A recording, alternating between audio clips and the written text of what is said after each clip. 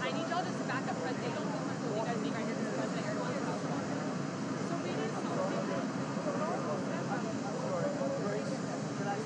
No, they need you guys to move behind this because President Erdoğan's walking out. Come here for a second. Yeah. So where do you want us now?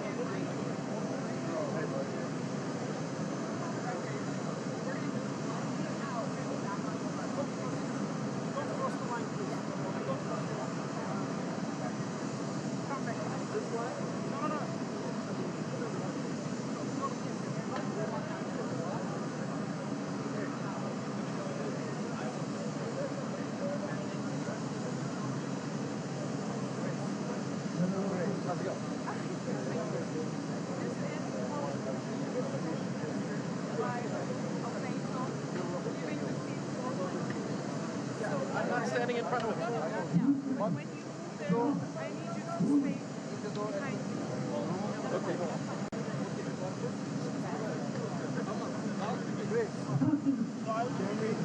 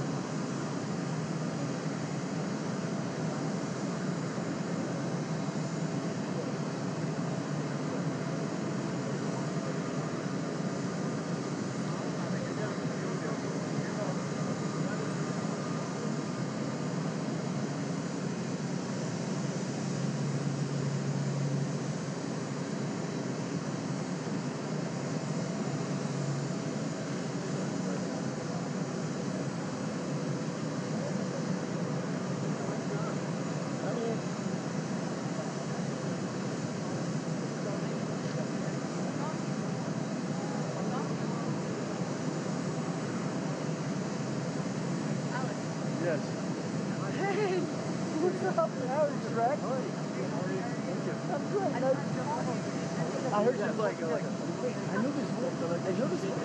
I know this voice in my head.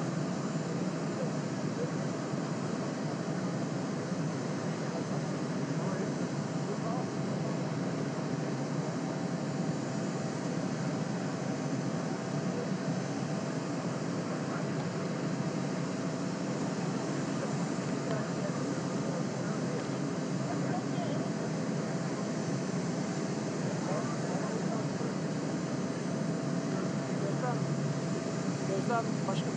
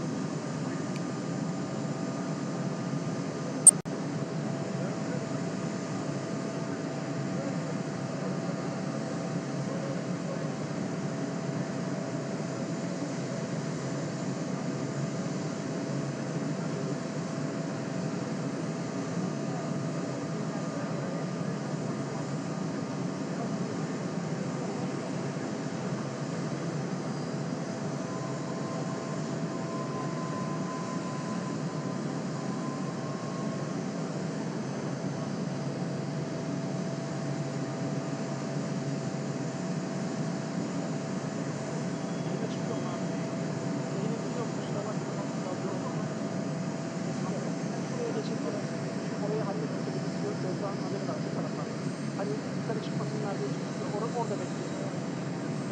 Ben aşağıda evet, arkadan. Yok, arka tarafa. Şimdi arka tarafa.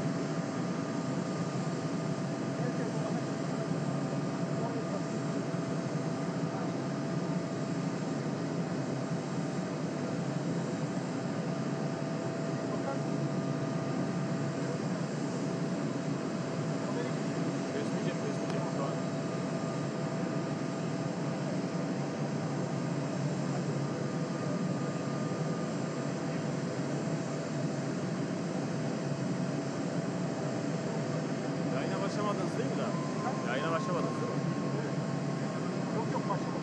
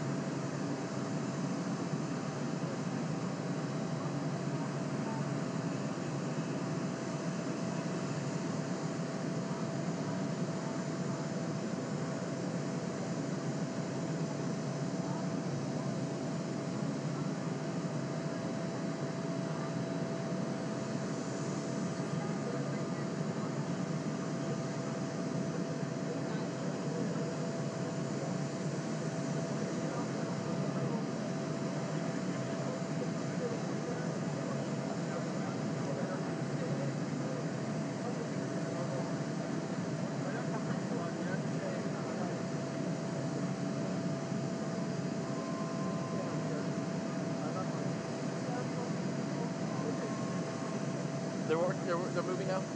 I'm not blocking. right? No, I don't plan to sit down. I'm gonna have to move.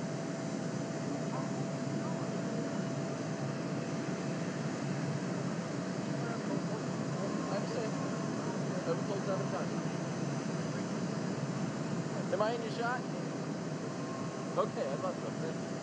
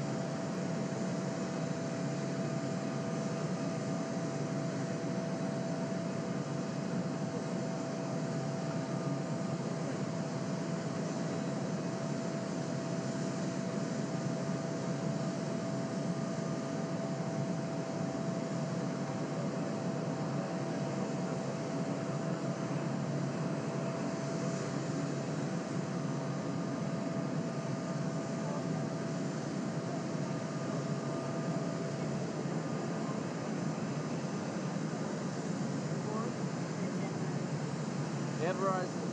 I'm getting out on Verizon.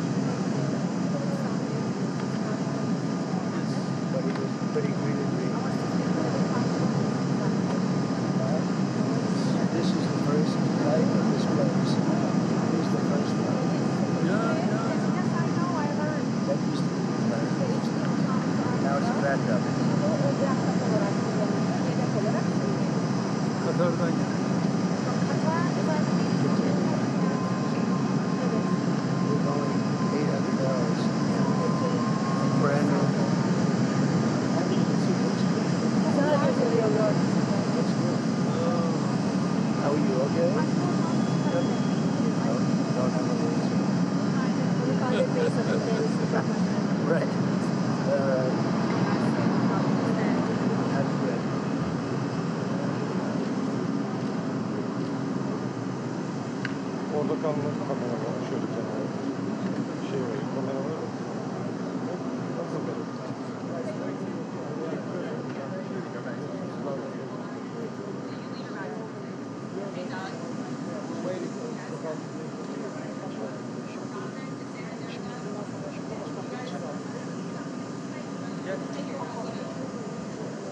Hey guys, right here was 5, stay right here.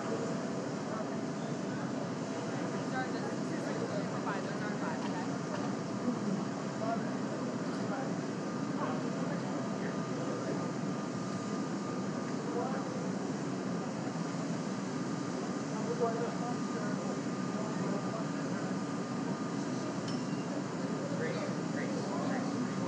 Keys, go back over there with everyone else. Hey guys, stay right here.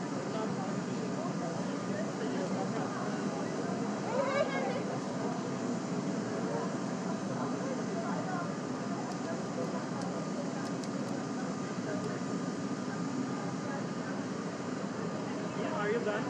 Or do you have to do more?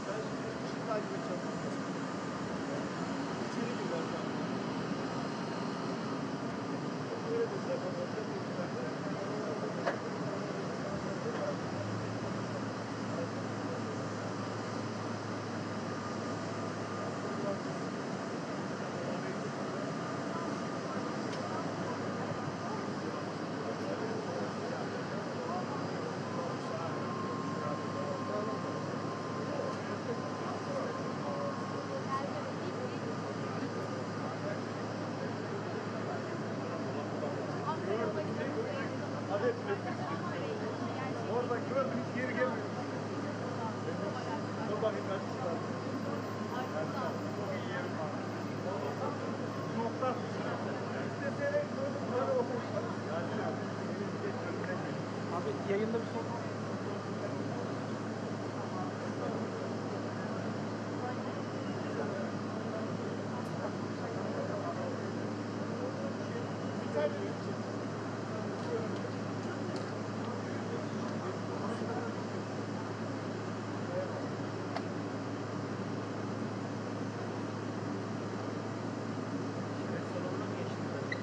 Sol tarafa doğru gittiler abi. Dinlenme salonu gibi, karşılama salonu gibi orada Anadolu Ajansı fotoğrafçısı da geliyor. Doğukan geliyor. Doğukan'ın yanında bir tane de arkadaş var. Burada çalışan diye gelen. Abdullah herhalde. Şişko olan bayağı. Osman. Ya kusura bakmayın böyle.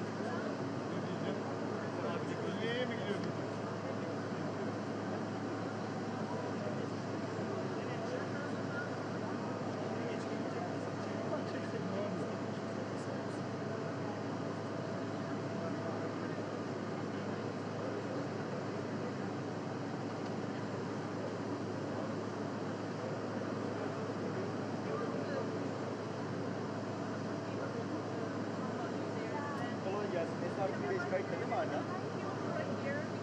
Tamam, bana bir transfer olsun şu anki işlerimiz lazım. Tamam, kolay gelsin.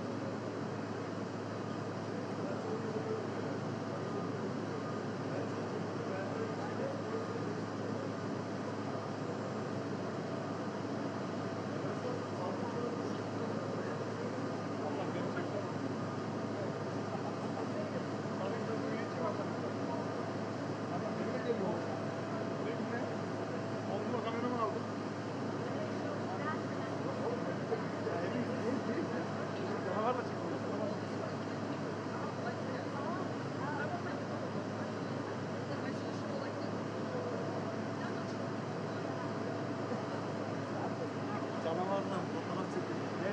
Dersin canavarla. Geliyorlar.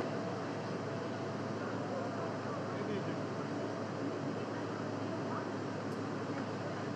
Külleyi karşılama söylemek istiyor.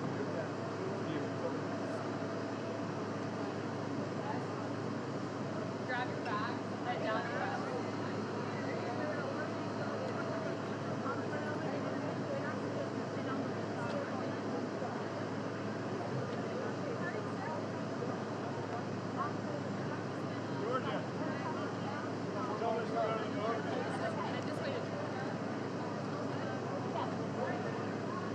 Abi şöyle alalım.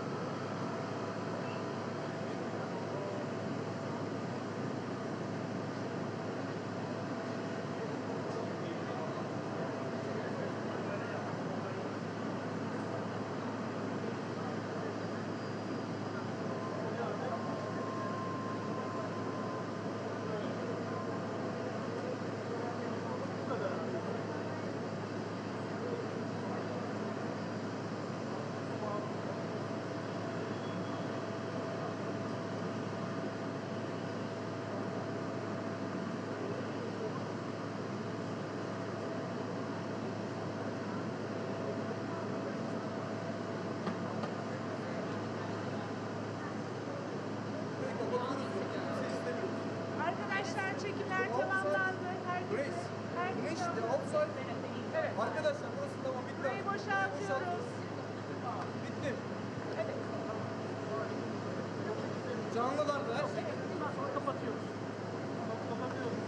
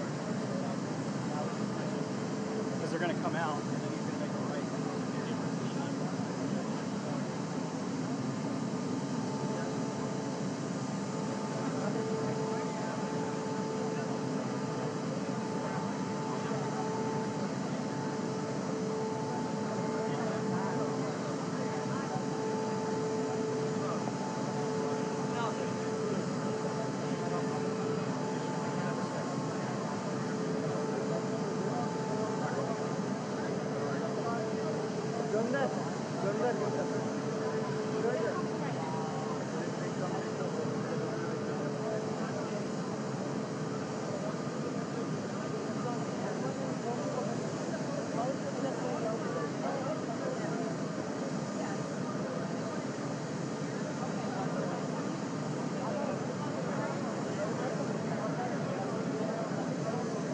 So are you going also? You guys keep going. Go, go, go. Yeah.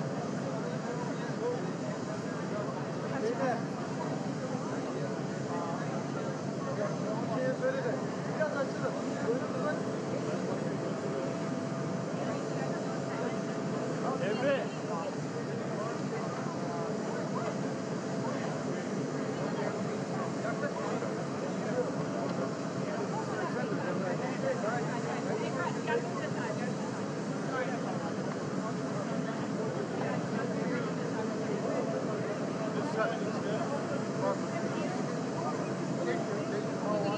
This way, you gotta look at this way all the way.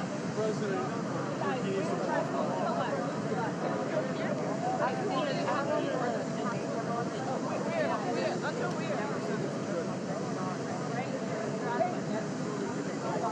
That's a long broadcast right now. Get down.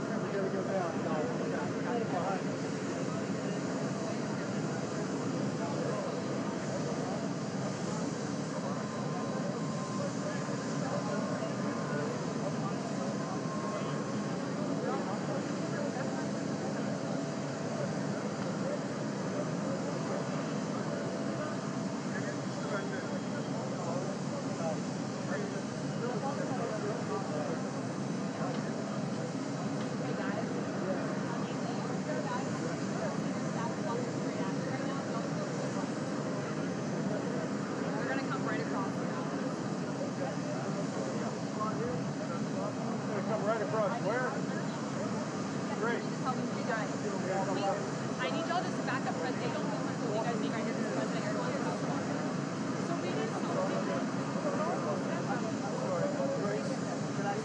No, they need you guys to move behind this because President Erdoğan's walking out. Come here for a second. Yeah. So where do you want us now?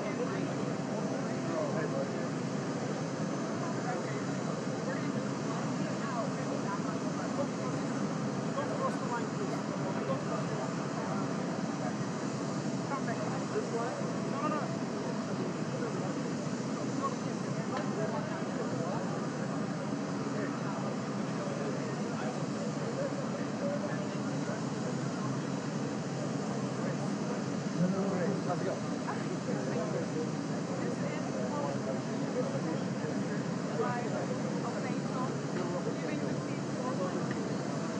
I'm not standing in front of him. When you move there, I need you to stay behind me. Okay. Great. Jeremy.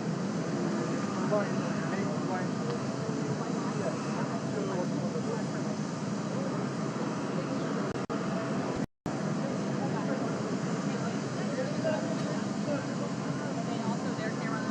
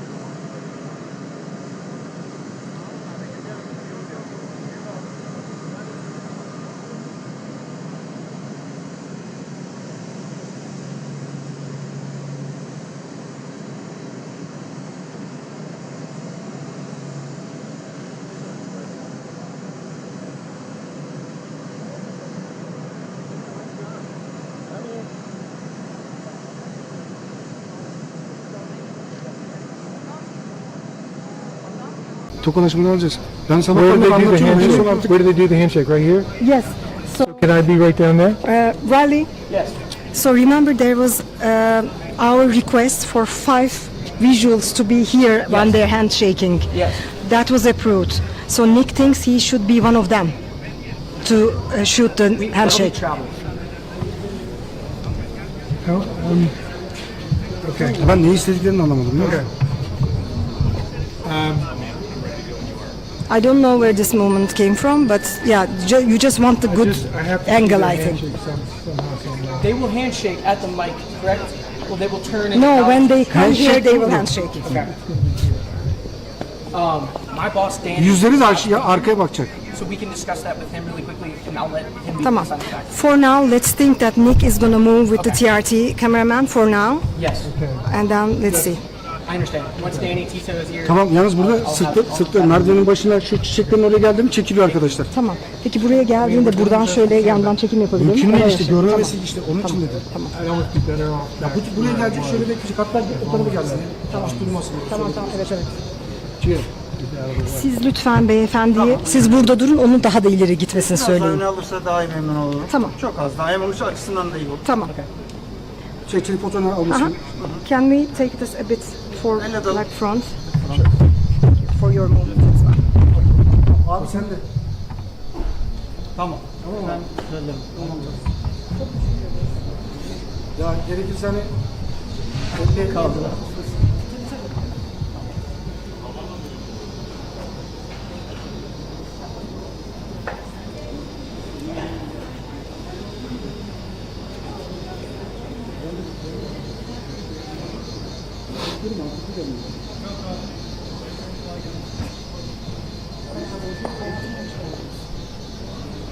Yanıma bak gördüğün gibi 4000 televizyondan birini aldı arkadaşlar. Ben de onu da uyaracağım. Aklımda olsun da yani bunda. Tamam. Tamam. Yani mümkün olduğunca yanımdalar haberin olsun. Şey olarak. Tamam. Hadi görüşürüz. Tamam. Tamam. Hadi.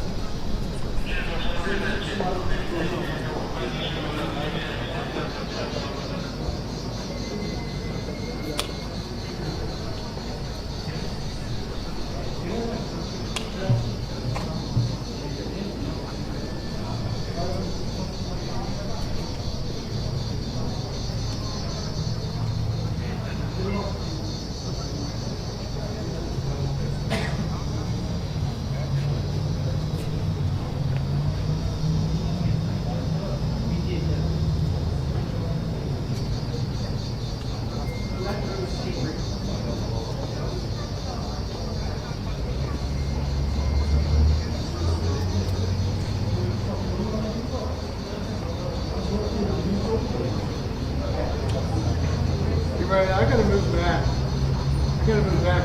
If I have to move here, I gotta move back. Chad Hayes, Equator. Listen, we're having lots of problems with positioning here. Hold on. You can see my camera. Hey, my boss is about to be here. Let's talk with him. I have your spot still reserved up there just in case. But for now, let's just hold.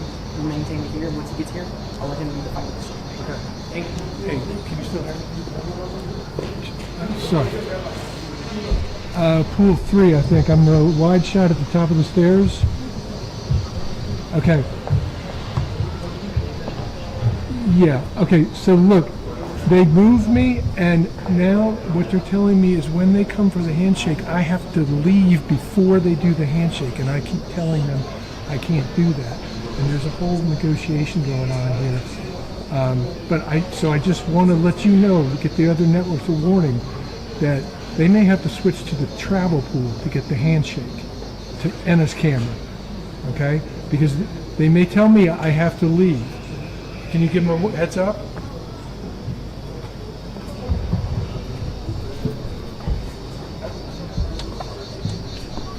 Okay. Hareket oldu galiba. Yo, araca geçildi, hareket oldu. Araca geçilmiyordu en son.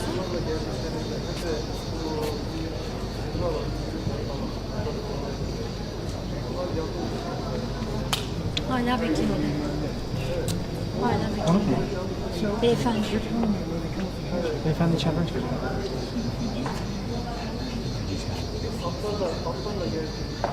Hala bekliyoruz. Sabırlı. Konumlarda. Hareketli olduğunda.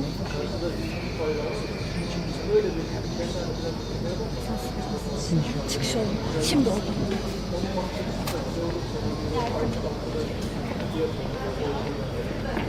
Right.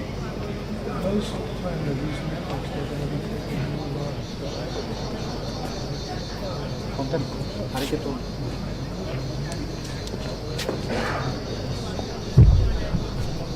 Komutanım, giden gidecek. Beyefendi buraya.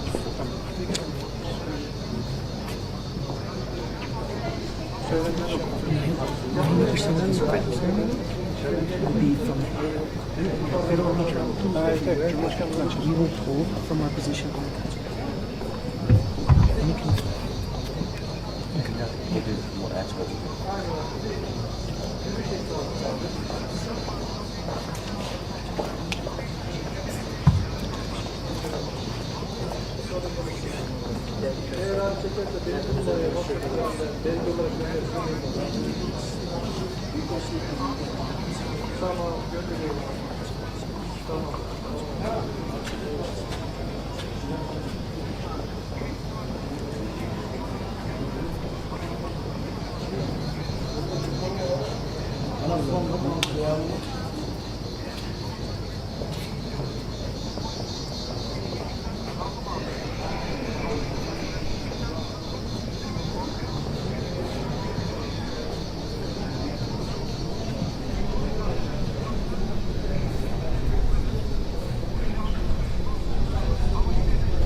Abi siz canlı yayında mısınız? Değiliz. Ama şöyle, pardon, birazdan canlı demek üzere. Abi bizim daha önce konuşmalarımızı hepsini kanallardan izlemişler. Benim bir kamera vermemiş Mustafa'ya. Hey, it's Nick. So I'm definitely going to get this long shot of them walking up, with the soldiers on either side. What you see, right? But then at a certain point, when they quote unquote reach the stairs, I'm going to have to move. So I just don't want any networks to get caught taking me live and thinking I'm going to get the handshake because that's got to be MSK. And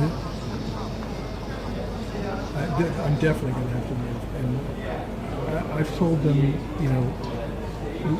there's been a whole argument, negotiation. It's been very difficult. Anyway,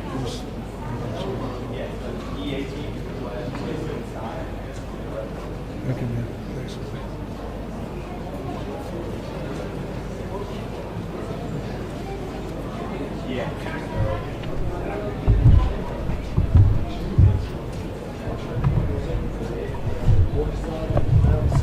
Bizden bulsun istedik de. Ama ufak. Şunu bulacaklar, burada kadar çekiyorlar ya. 10 kişiye yakın basılması oldu. Bunların %90'ı ofişin olacak, %80. Biz onların yanlarında duralım mı, nasıl yapalım işte? Sizi çeken kim olacak? İşte yani görüntü biz içinde olacak işte. Görüntü. Sizi çeken olmayacak, onlar yukarıya çekmeyecek. Çekecek. Tamam. Oraya geldiler ya. 3-4 adım. Tamam şimdi. Tamam. Çok fazla oynayamayalım. Kıyafetler yeni, sıkıntı çıkıyor.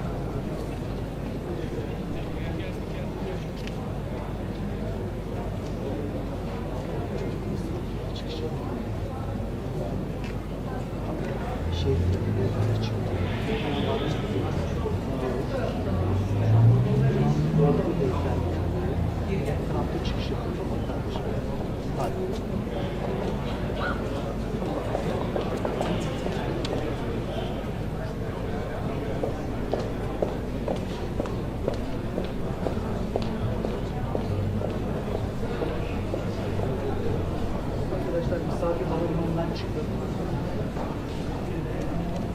Misafir havalimanından çıktı arkadaşlar. Az bir süre kaldı.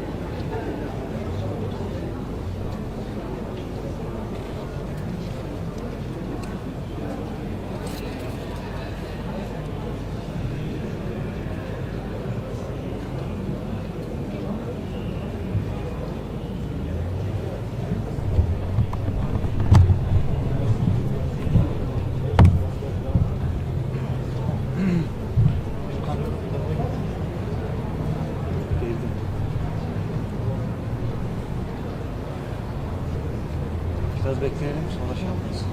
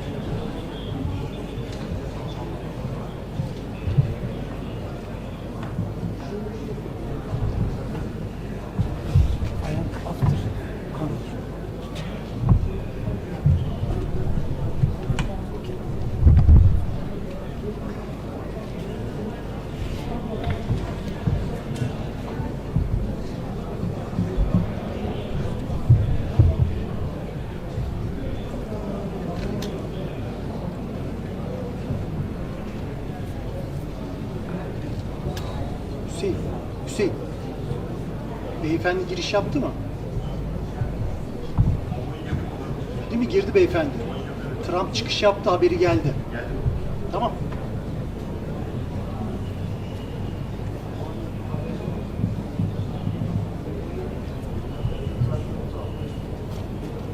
Şaşıracağız. Yoksa yarın dikkatli olun.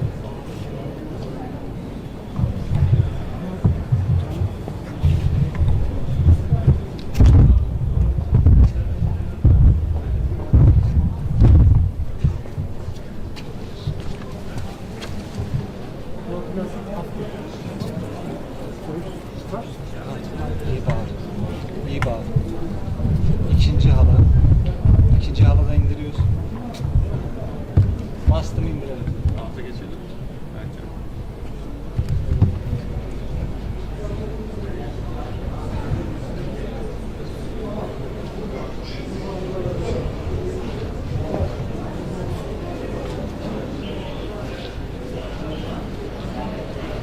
Anlaşıldı efendim. Şu an bu Devlet Demiryolları Köprüsü üzerindeler.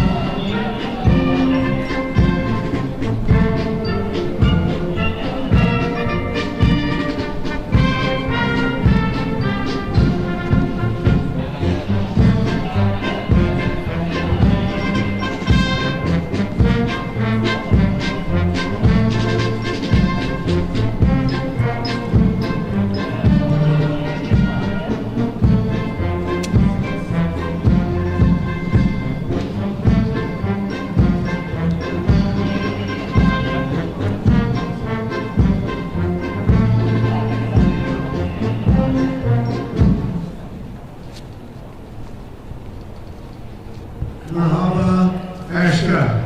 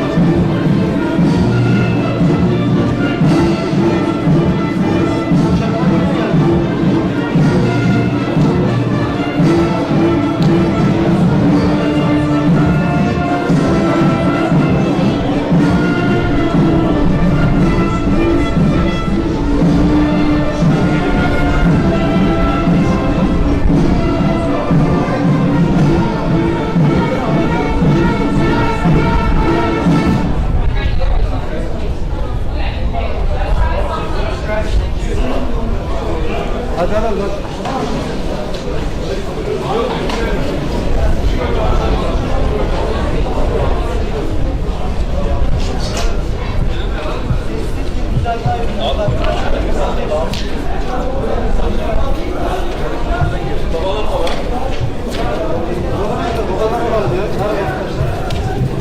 Aç abi.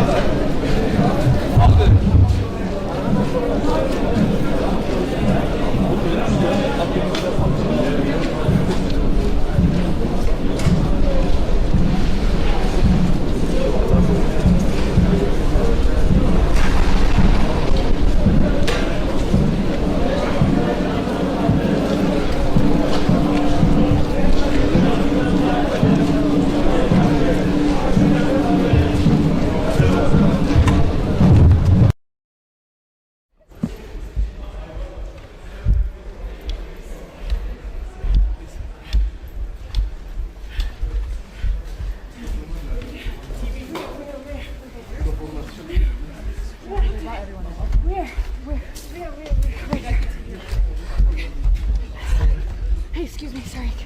TV camera, TV pool.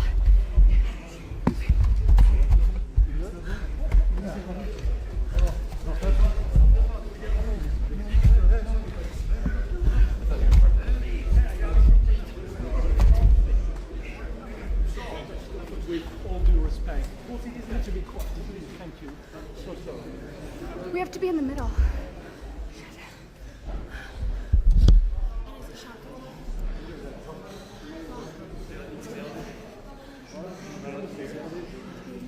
Did you guys take stairs?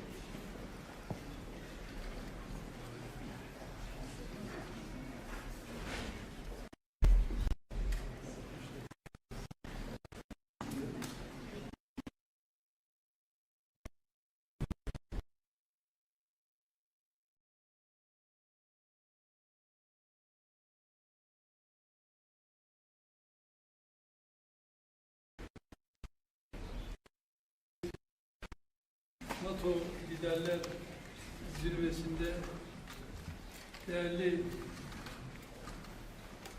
dostumla Ankara'da bir arada olmak bizlere ayrı bir güç katmıştır. Kendilerine hoş geldiniz diyorum.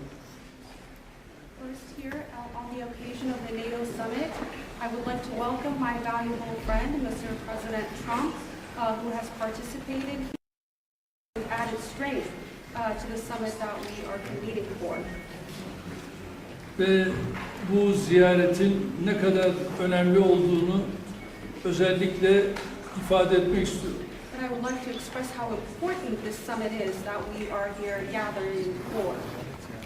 NATO Liderler Zirvesi'nin bugün Ankara'da yapılıyor olması ve tüm liderlerin şu anda ülkemizde bir araya gelmesi, yarın değerli dostum Sayın Trump'la birlikte olması bizlere ayrı bir güç katacaktır. The fact that we are convening here today for the NATO Ankara Summit and that all the leaders are arriving and have arrived, and we will be executing the NATO Summit tomorrow with the presence of President Trump, which will be adding might and strength to our summit. Kendilerine tekrar hoş geldiniz diyorum. Once again, I would like to say welcome, Mr. President. Well, I want to thank you very much. As everybody knows, it's been very much reported. We are great friends. The President has done an incredible job. Just landing at the airport, to see such a beautiful airport, and to have a building named after me. I was very happy about that. That was very nice. The airport is absolutely beautiful. The roads coming in were brand new and beautiful. And you've been a great leader and a respected leader all over the world. And we really do. We've had right from the beginning good chemistry. We've had a very special relationship. Turkey has become under the president a very powerful country militarily. People don't know how powerful actually. They have a lot of our equipment, and they have a lot of great soldiers, and they're really somebody to be reckoned with. And the nice part is that because of the relationship that we have, it's all gone very well. I just want to say that I have respect for the president, and I think it's really to the benefit of both countries. We're going to be talking today about trade. We're going to be talking about other things having to do with the military, lots of different things. Probably decimated their military. They cannot have a nuclear weapon. And we're going to have some very good discussions. But we do a lot of trade with Turkey.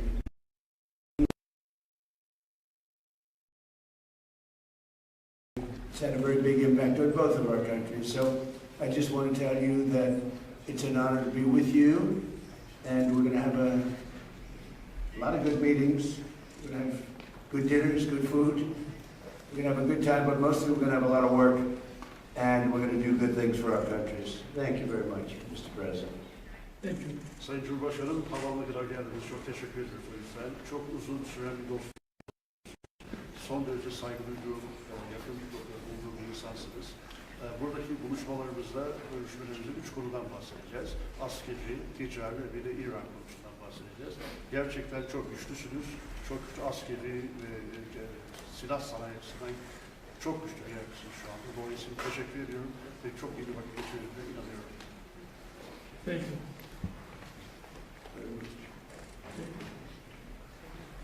Mr. President, are you going to sell F-35s to Turkey, and what about the legal restrictions? It's a decision we're going to make. We have a very good relationship.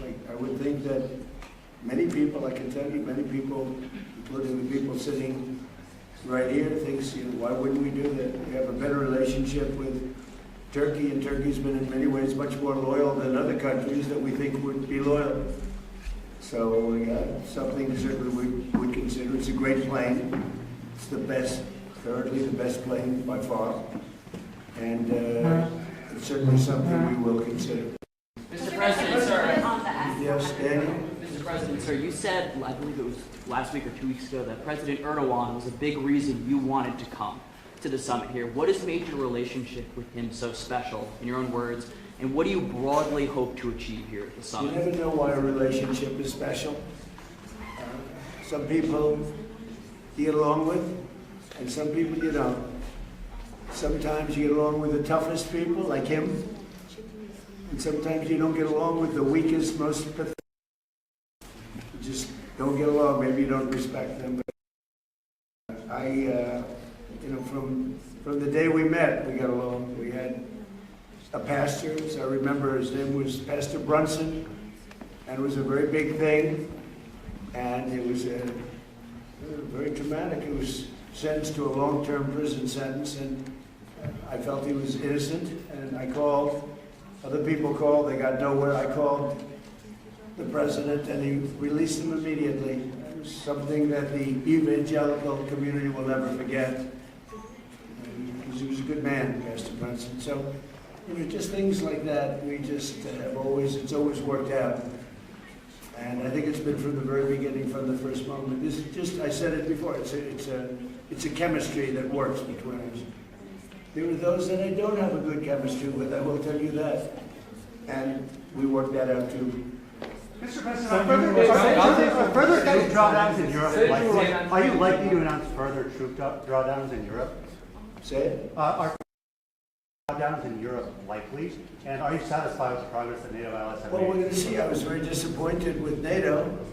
And frankly, if it weren't held in Turkey, where my friend happens to be a very strong leader, a very strong person, it's possible that I wouldn't have attended.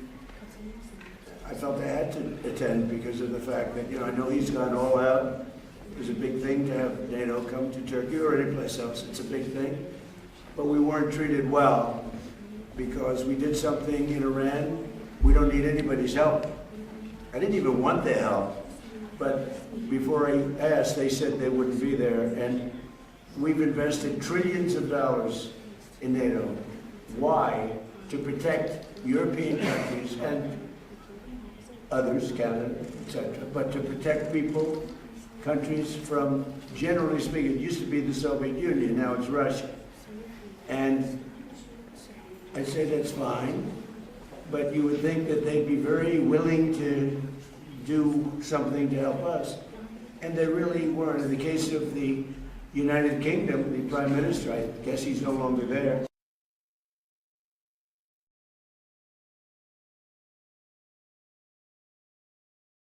Yardımcı oluruz dedi. Ben de We didn't need any help at all. And in a way, I was testing people. I was testing to see whether or not they'd be there, because I've long said that we helped them, but I'm not sure that they'd be there for us. And Italy turned us down, and Germany turned us down, and France turned us down.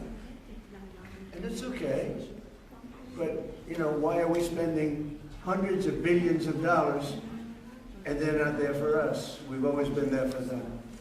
Efendim, Sayın Cumhurbaşkanı, Türkiye ile Suriye arasında Türkiye'de... Sayın Cumhurbaşkanım, bir saniye. Habertürk TV Emre Karaca, efendim İran'daki savaşın sona erdirilmesi için oldukça çaba sarf ettiniz. Müzakere süreci devam ediyor ancak nihai bir anlaşma noktasına gelinmiş değil.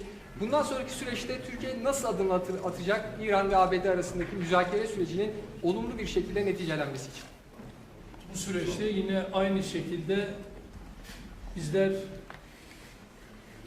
İran-Amerika ilişkilerini nasıl bir düzleme kavuşturmak gayreti içerisindeyiz.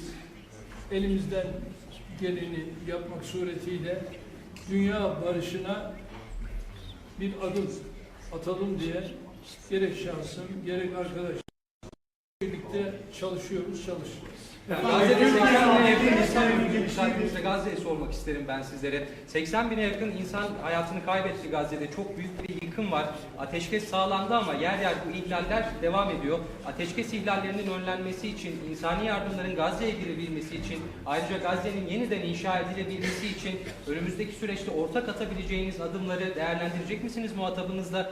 Müsaade buyururlarsa kendisinin de bu konudaki fikirlerini almak isteriz. Teşekkür ederiz efendim. Özellikle Gazze konusunda tabii dostumla bunları da konuşarak özellikle bu bölgedeki barışı sağlama için bu liderler zirvesini çok önemsiyoruz ve bu liderler zirvesinden aynı şekilde bir kararın çıkmasını da hayra yorumluyoruz. Ve bunun olabileceğine de ben ihtimal veriyorum. Efendim, Türkiye-ABD ilişkilerinin geliştiği bir dönemi gözlemliyoruz. 2025 yılında, geçen yıl Amerika Birleşik Devletleri'ne yaptığınız ziyarette önemli ticari anlaşmalar da imzalandı. Suriye konusunda Türkiye'nin önemli bir aktör olduğunu söylemişti Sayın ABD Başkanı. Şimdi yeni dönemde gelmeden önce de Sayın Trump bir sürprizle geliyorum ifadesini kullandı. F-35'i, Kaan savaş uçaklarının motorlarını konuştuk. Acaba gündeme gelebilir mi şeklinde. Siz bu sürprizin ne olduğunu düşünüyorsunuz? Türkiye bugünkü görüşmelerden sonra istediğini alabilecek mi? Teşekkür ederim. Tabii F-35 konusu biliyorsunuz bizim için yeni bir konu değil. Ve bunu bizler Amerika ile daha önce de görüştük. Ve biz 5 uçağı da sözünü aldık. Ve Sayın Trump'ın bu konuda bize ayrıca sözü var. Ve şimdi de bu liderler zirvesinde yapacağımız görüşmelerde F-35 ile ilgili kendilerinden bu daha önce aldığımız sözün ben geleceğe yönelik olumlu şekilde test ettiğimizi biliyorum ve bu konuda da Sayın Trump her zaman sözünün arkasındadır. Burada yine inşallah F-35 konusunda bu liderler zirvesinden hayırlı bir karar çıkacağına inanıyorum. Mr. President, can you confirm report? Mr. President. Is it going to be handed over to a third party as part of any deal with F-35s? What does that mean? Is it going to be handed over to a third party? Is that not part of the deal? Third party? What is the third, with respect to what? There are concerns about the Russian missile defense system. Do you have those concerns about the system? Are they going I to have have no to? concerns at all about anything. I mean, he's a leader of a country that he's made a much better country, much more powerful country, and you see it. It's beautiful. You get off, the roads are beautiful.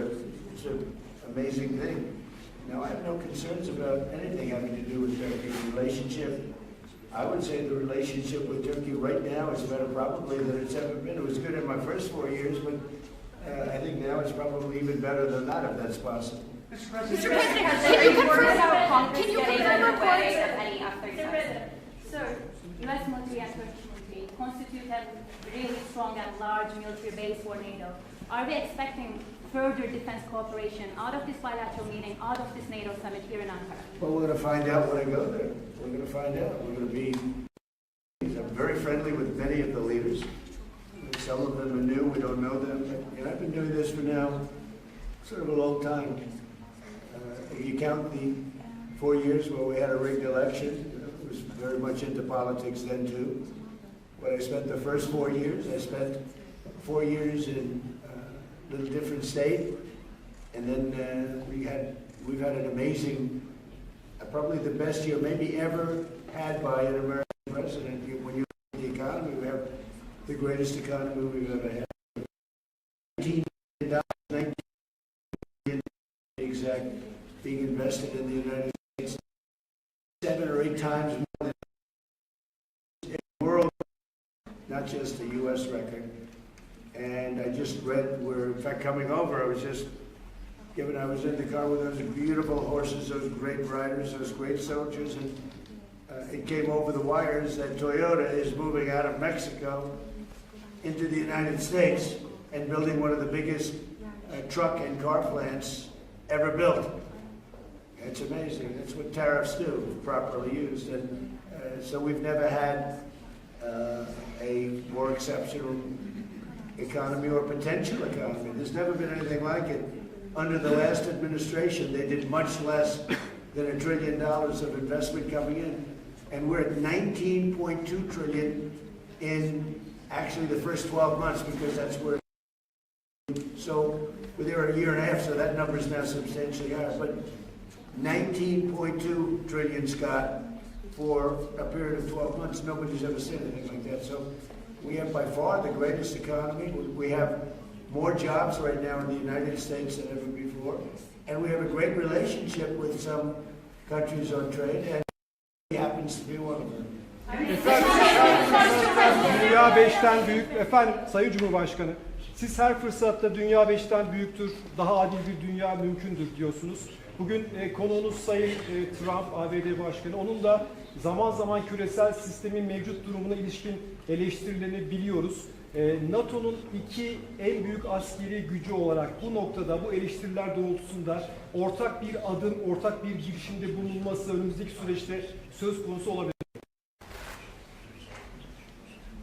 NATO'da iki önemli ülke olarak gerek Amerika gerekse Türkiye, bizler bu liderler zirvesinden de dayanışma içerisinde güçlü bir çıkışı sağlayacağız ve bunu da başaracağımıza inanıyoruz. Sayın Cumhurbaşkanı 24 muhabiri Yağmur Yıldız, Rusya-Ukrayna savaşı konusunda bu yana ara buluculuk iki bakanlarıyla Antalya Diplomasi Forumu'nda bir araya getirdiniz. İstanbul'da çok önemli müzakere yaptınız. Bu zirve Sayın Trump'ın Sayın Zelenski ile görüşeceğini biliyoruz. Nihai aşama olarak hangi noktadayız? Savaşın sonlanması konusundaki gidişata ilişkin değerlendirmeniz nedir? Teşekkürler.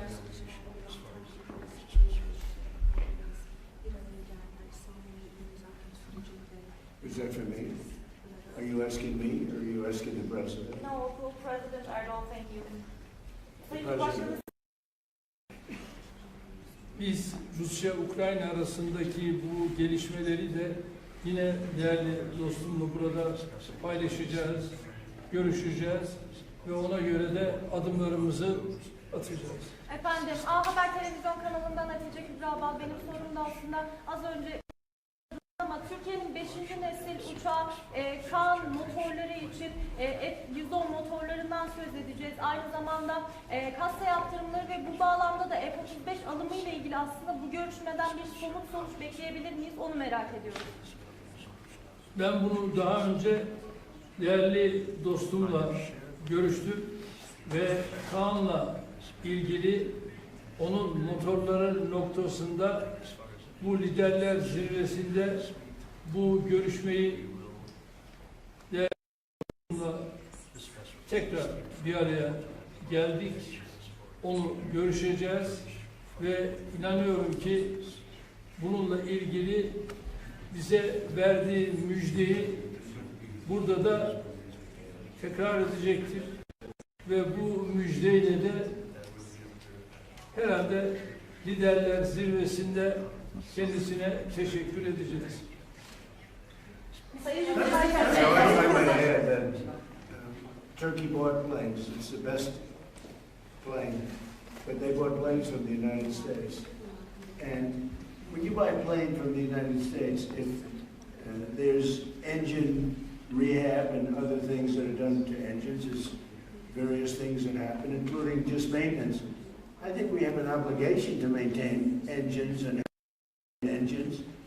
When you buy a plane from us, what are we going to say? You're buying a plane that needs work, or if the engine has to be rehabilitated or even upgraded somewhat, but I think we have an obligation to do that. What are you going to do? Say, I'm not going to do that? Look, Turkey's been, I know, a lot of people don't agree, although I think with time they're starting to. Turkey has been a great ally for us. Turkey could have gone on the side. They know Iran very well, and they know the problems with Iran. But they've been very instrumental, along with a couple of other countries, of helping. They could have gotten into the, I hear some people say about their relationship with Israel. They could have gotten into the fight. They're a very powerful military nation. They didn't do that. Maybe they didn't do that because of me, but they could have gotten into the fight on the other side. They are a nation that's been very, very good, and I can speak for myself as president. They've been extraordinary in many ways with respect to our relationship, including trying to end the war with Iran, or whatever you call it. It's not even a war, it's a military operation. That's really what it is, of Iran, because I don't think he wants to see them have a nuclear weapon either. I'm pretty sure of that. In fact, I'm totally sure of that. So, but when they buy a product from us, whether it's a plane or anything else, when it's time for maintenance, I think don't we have an obligation to help them? What are we going to do? Say we're not going to We're not going to let you use the product that you spent a lot of money in buying. And especially when it's been somebody that frankly has been more helpful to the United States than many other more traditional countries. Sayın Cumhurbaşkanım, Sayın Cumhurbaşkanım, Sayın Cumhurbaşkanım, I do. I had a very good talk with President Putin, who, by the way, has a lot of respect for President Erdoğan, a lot of respect for him. We had a long talk yesterday, it lasted a long time, and I also spoke with President Zelensky right after that. I think they both want to make a deal. It's too bad it took so long. Something's going to come out, and the president's also helping us with that, but I think there's something, you know, I settled 8 wars, and I think we're going to be settling, and it doesn't seem likely now, but sometimes with war, I see when it's least likely, that's when it happens. I had a very good talk with President Putin. I had a very good talk with, I would say, as a combination. A lot of times I do well with Putin, and Zelensky would be a problem, or vice versa. Zelensky would be great, and Putin would be. They both want to get it settled. More than that, that's all I do in my life is deals. I know deals. And I think they are going to, I think we're going to get it settled, hopefully soon.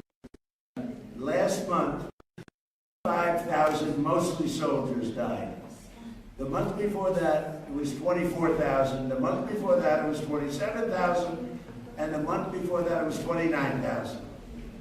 But last month, it was 35,000 young soldiers, mostly soldiers, died. And that's crazy. Sayın Cumhurbaşkanım, savunma sanayi işbirliklerinden bahsediyoruz ancak savunma sanayi işbirliğimizi sürdürebilmemiz için Amerika'nın katsayı yaptırımlarını da kaldırmış olması gerekiyor. Sayın Büyükelçi Barak burada. Kendisinin bu konuda aslında mesajları da oldu geçtiğimiz aylarda. Sayın Başkan'ın da bu konuda olumlu düşündüğünü biliyoruz. Hem ticaret hacmi hedefine ulaşmak hem de NATO zirvesinde burada Sayın Trump gelmeden önce de açıkladılar. Aslında Türkiye'nin hattıyla zirveye katıldığını da açıkladılar ama aynı zamanda katsayı yaptırımlarının Türkiye'ye uygulanıyor olmasında bir tezat olduğu düşünülüyor. Bu noktada, bu görüşmede artık somut bir netice alınabilir. Ayrıca siz bunu gündeme taşıyacaksınızdır. Muhtemelen Sayın Başkan'ın da bu konudaki düşüncelerini alabilirsem mutlu olurum. Teşekkür ediyorum. I can tell you, we're going to be taking the sanctions off. Okay? I don't want him to waste his time answering that question because we're working very closely with Marco Rubio, a very famous man, great Secretary of State, and with Scott Bessent, and with Pete and everybody else. We're going to be taking the sanctions off. It's time to do that. Okay? Mr. President, you said We don't want to sanction friends. It's very simple. There's plenty of people we can sanction, and we are sanctioned. We don't want to sanction friends. And because of the president, you know, we have a very good relationship with the new leader of Syria, and he's done an amazing job. In a year and a half, he's pulled the whole country together. And I have a very great relationship with him. Somebody said, well, he's pretty rough to put him there. I approved him along with the president. We were the two that really wanted him, and he's done a great job. He's done a great job. He's pulled it together. Not an easy job. Mr. President, you said you think a breakthrough is close. You met with your social media post yesterday with respect to Prime Minister Maloney, that True Social post with the restraining order. Oh, I don't know. I think she's a nice person, actually. We've had a good, we had a bad relationship. It became a little bad because she refused to help us. Again, I didn't put a heavy press on her, but she refused to get involved with the hormone strain, or you could also say just Iran. She refused to get involved. So it soured my relationship with her a little bit. But I like her. I think she's a nice person, actually. But I think she made a mistake. You know, they get a lot of their oil from them. We don't get any oil. We have a lot of oil. The United States has more oil than anybody. And when you add Venezuela to it, it's like we have far more oil than anybody. We don't need the straits. We do this because we think it's an important thing to do. But she just wasn't there for us. And I wasn't happy about that. You can imagine I wasn't happy about that. Mr. President, you seem to express optimism that a deal between Russia and Ukraine is close. Why do you think that? What conditions have changed? Did Putin seem... About with what? Russia-Ukraine. Did Putin seem open to any concessions that he had Never to changed. I just don't want him killing people. You know, it doesn't affect the United States. When Biden was here, he gave them hundreds of billions of dollars worth of equipment. Now I sell the equipment for, you know, fair price, full price. And I sell it not to Ukraine, I sell it to the European Union, they pay us. But with me, it's not anything to do other than I'd like to save lives. You have 25, 35, 30, one time it hit 41,000 a month souls. They're dead. They leave their mother in Ukraine, they leave their mother and father in Russia, Ukraine. They wave goodbye, and a week later they're dead. It's crazy. And I would like to see, it doesn't affect us. It's really, you know, it's far away. It affects Europe much more. We're there to help Europe, but it doesn't affect the United States. We have an ocean in between, but, you know, it's just, I can't stand watching what's happening. I've seen the pictures of those battlefields, and it's a drone war. It's a war of drones. It's a whole new technology. And we're actually the leader in drones now. We have the most sophisticated drones, but people wouldn't believe how violent it is. And I've seen the battlefields. They send me pictures. I actually want to say, don't send them to me. Pete, this man right here sends me pictures. Pete Hexeth. And I said, Pete, you know what? Doesn't help to look. I've never seen anything like it. It's carnage. And it should stop. Did Putin seem open to any concessions? Did Putin seem open to any concessions to end the war? Did Putin seem open to any concessions to end the war in your call with him? I get along very, very well with both, and we're going to get it settled. And he's helping us get it settled, as he's helping with Iran. Mr. President, on Greenland, do you have confidence that the negotiations will play out, or do you think the U.S. will have to annex Greenland ultimately? With respect to what? Greenland. Well, that's what hurt my relationship with NATO, because Greenland doesn't help Denmark. Denmark doesn't spend money to really help Greenland, but it's an important part for the United States. And it's surrounded by China ships and Russian ships. And that's not going to happen. The ships, it's not going to happen. It was Greenland that, and it continues to be, that should be controlled by the United States, not by Denmark. And when they wouldn't go along with it, and with all the money we spend to help them with Russia, and we don't have to spend any money, we could remove all of our soldiers out of Europe. Because as you probably noticed, Europe's a very different place than it was 20 years ago. A lot different, much different. So much different, and they better be careful with immigration and energy. If they're not careful with those two things, you're not going to have a Europe anymore. Thank you very much.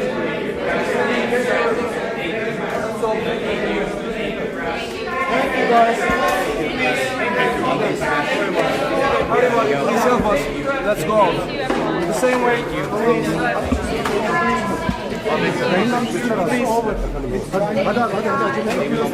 Please be quick.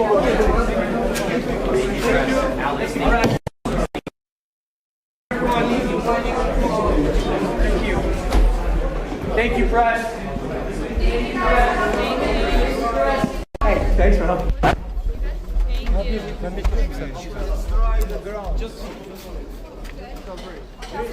Please. Watch out. Be careful. Abi şu kabloyu hemen bir tutup şöyle direkt ikisini. Hemen toplayıp bana. Thank you. Watch out. Sana zamanı dışarı. Good, Anna. You're good.